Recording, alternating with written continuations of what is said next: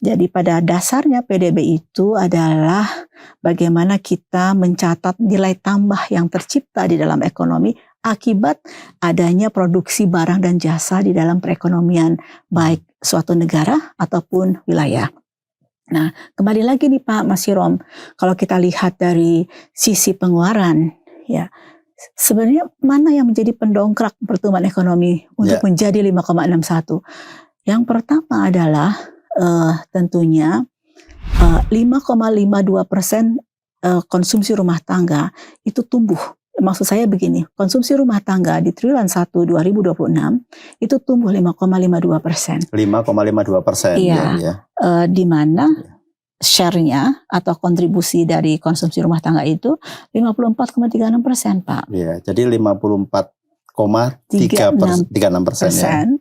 Pangsanya. Iya, share-nya terhadap PDB itu konsumsi rumah tangga tumbuh 5,52%. Jadi kalau dari 5,61 itu, maka si konsumsi rumah tangga memberikan kontribusi terhadap 5,61 itu sebesar 2,94% basis point. Jadi artinya hampir setengah dari angka 5, ya lebih dari setengah ya Pak, karena 54% kan. 5,61% itu disumbang oleh konsumsi rumah tangga atau sekitar 2,94% basis point. Yang kedua adalah investasi Pak. Jadi ternyata di triwulan 1 2026 ini investasi kita tumbuh 5,96%. Dan ini kalau kita lihat kembali lagi sumber pertumbuhannya, kalau tadi 5,61, 2,94% dari konsumsi rumah tangga, 1,79%-nya dari investasi, dan satu lagi 1,26% basis poinnya dari konsumsi pemerintah atau government spending. Jadi sebenarnya 3 inilah yang menjadi komponen pengungkit PDB kita di sisi pengeluaran. Sisi produksi Pak, yang paling besar memberikan kontribusi terhadap PDB sisi produksi adalah industri pengolahan.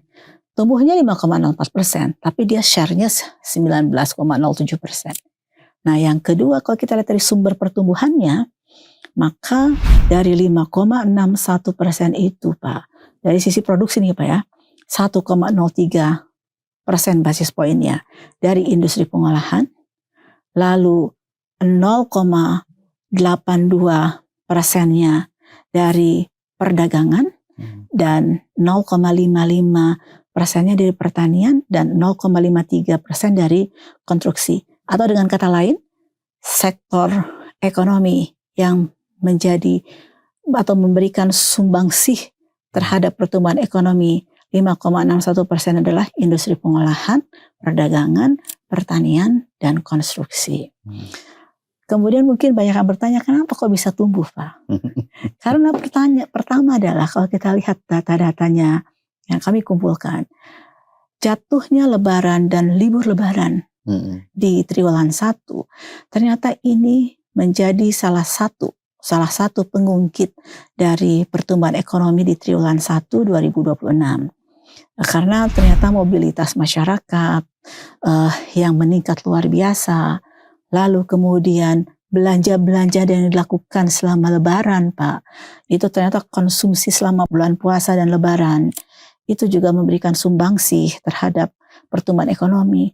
Bahkan program-program pemerintah yang prioritas itu juga memberikan sumbangsih terhadap pertumbuhan ekonomi di triwulan 1 2026 ini, dan ini terlihat di sektor konstruksi, di investasi ya, kemudian juga di beberapa sektor akomodasi makanan minuman, antara lain program MBG, program Koperasi Desa Merah Putih yang sedang proses masa konstruksi, dan juga beberapa program prioritas pemerintah lainnya itu juga memberikan sumbangsih. Ya, Ibu, saya mungkin mulai dari sisi produksi. Iya Pak. Tadi banyak juga yang mempertanyakan Ibu, industri pengolahannya naik banyak, tapi kok konsumsi listriknya negatif gitu. Iya. Nah mungkin BPS bisa menjelaskan lebih detail terkait hal ini Bu. Iya, jadi inilah Pak, pola ataupun pattern dari ekonomi kita tuh berubah dibandingkan dengan yang dulu-dulu. Misalnya kalau kita lihat konsumsi rumah tangga kan pola konsumsinya sudah berubah. Ternyata dari industri pun demikian, Pak. Kalau kita lihat, Pak, banyak industri, terutama kawasan industri yang memang industrinya adalah padat energi, mereka tidak menggunakan sumber listrik dari PLN. Wah, mereka lebih banyak menggunakan energi berasal dari memang dia memiliki pembangkit listrik sendiri. Itu yang kita sebut dengan captive, ya Pak.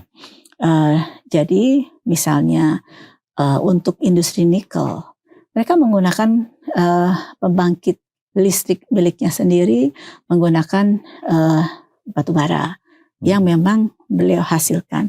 Kalau suatu industri punya pembangkit tenaga listrik sendiri, Pak, menurut manual yang kami acu, standar perhitungan yang acu, dia tidak dimasukkan ke dalam sektor pembangkit listrik karena dia bukan perusahaan listrik.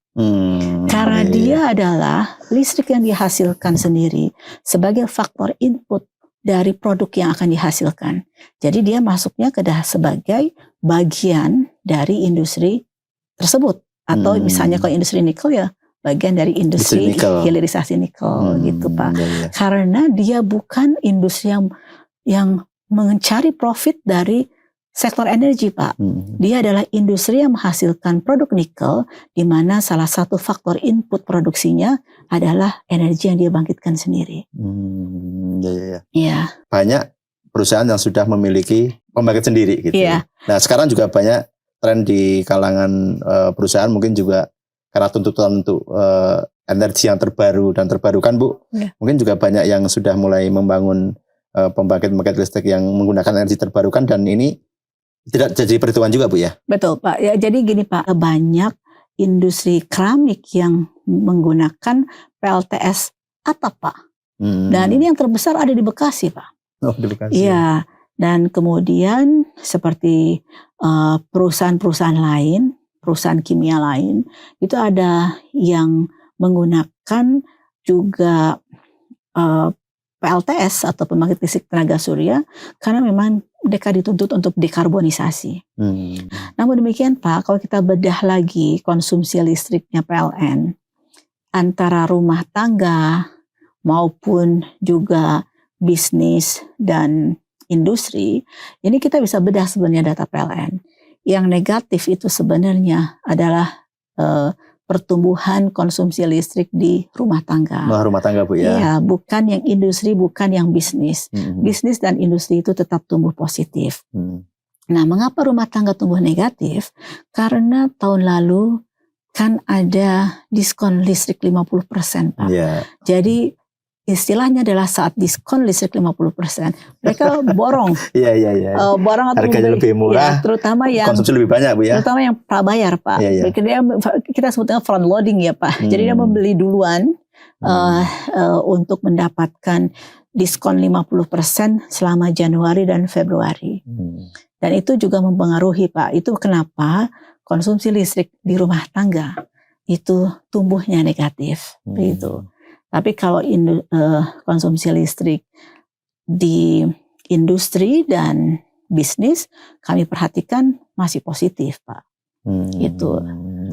Jadi industri pengolahan tadi menjadi kontributor paling besar dan ternyata soal listrik alasannya ini Bu ya. Jadi kalau industri tetap naik gitu. Kemudian kalau dari sisi lainnya Bu, dari sisi konsumsi tadi kan, kalau kita lihat government spending juga tinggi, 21% pertumbuhannya kan year on year gitu. Sebenarnya kalau kita bandingkan dengan konsumsi rumah tangga, kontribusinya tetap jauh konsumsi rumah tangga kan Bu, kalau kita lihat pangsanya ya. Kalau kita lihat dari sumber pertumbuhan ya Pak, kami tadi kembali ke sumber pertumbuhan, maka konsumsi pemerintah itu ketiga terbesar.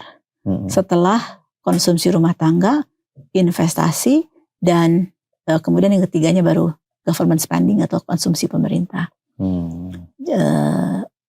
Kita tahu bahwa konsumsi pemerintah di triwulan 1 kan tumbuhnya 21%.